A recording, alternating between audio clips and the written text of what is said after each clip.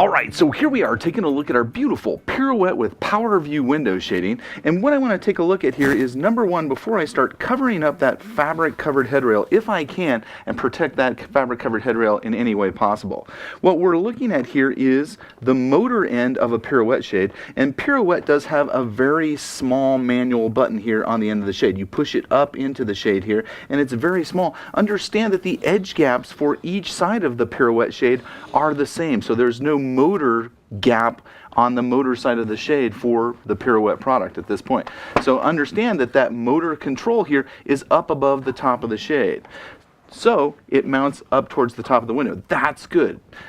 Understand, if I have to replace one of these, all I have to do is remove the end cap just by coming from the back and flexing it off towards the front. Remove the end cap. There's two Robertson drive screws here on each end of the motor here, and I want to go ahead and undo those Robertson drives. But before I do that, there's this Torx here located on the wire retainer for Pirouette. I've got a little Torx drive here. We'll bring it way down into it. So that's a Torx. My little flathead here actually fits that, so I can get that screw undone very easily there, so I can slide this around. I want to get this to where I can slide it around before I start removing the motor.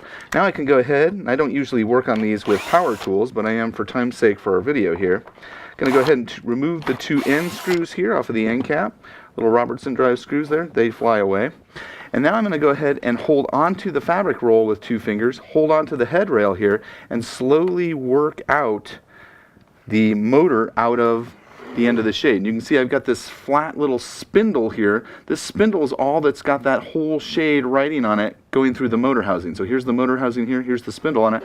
What I want to do is slightly pull it back and then begin to pull that interior rail, that interior tube, out of the spindle here. So as I'm working the motor out, I'm keeping an eye on this inner tube here, making sure it stays in the shade. I don't want the other end of the shade to become disengaged. That'll be a separate video if I do that. So if I come over here, work the motor out, the motor's out of the end cap, out of the headrail here. I want to slowly slide the wire retainer out as well. I don't want to go ahead and try and take this all the way out too far. I'm going to get the wire retainer out and then go ahead and remove the motor the rest of the way. And the wire retainer is really the toughest part. So the wire retainer's out. I'm going to go ahead and hold on to that interior tube. Everything stayed engaged on my limit end of the shade here, so everything there stayed in place. I've held it in place. What I can do now is bring in my new motor. Here's the replacement motor here for whatever reason again. And I want to understand that this feature needs to go in before the whole motor goes in, but I can't just go ahead and put it in and then put the motor in. This wire retainer needs to go in. So I want to go ahead and put the motor in. The motor's only going to fit in essentially one way. It's got these features here that line up on the interior feature of the shade there. Going to drive that into place, drive it on down. This idler, it doesn't matter where it fits into the shade, so I can go ahead and work that on before I start putting everything all the way in the shade. The other thing to understand is the wire retainer fits into the features here on the end of the headrail. Try and move that back there. Slide this feature in, and I want to slide it in and get it in there pretty good. I want to watch out for right here, there's this pointed feature of the rail there that sometimes wants to grab that end of the wire there. So that could cut it if it was very sharp at that point. I've got my wire retainer in place here. Gonna look at my interior idler there. It is inside the inner tube there. What I want to do is bring this around and slide it onto the end cap without pinching the power wire in any way. And I got to make sure that my retainer is in far enough for this to fit on there. And it does just fit right in. Make sure the wire's not pinched anywhere. Cool, look at the clear end cap there. Go ahead and return my number 1 Robertson screws in. Go ahead and get those started. Drive them in with the drill. Don't recommend really ramming stuff in with a drill, but we're going to do it for video here.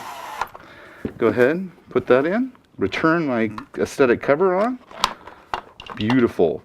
I would use a mounting bracket to space this over. I could put it right next to the end of the shade here. I want to watch out where that wire is going to end up and use up that wire inside there. Then I can take my flathead screwdriver here and tighten down my Torx. I want my Torx pretty tight because if it sticks up pretty far, it could gouge into the top of the window. So I want to make sure that that's nice and tight and in place there.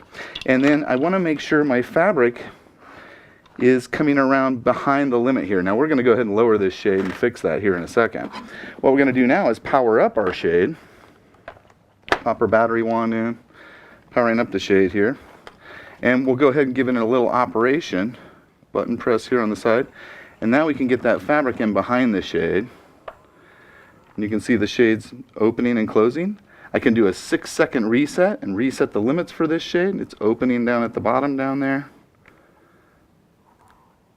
Run it closed.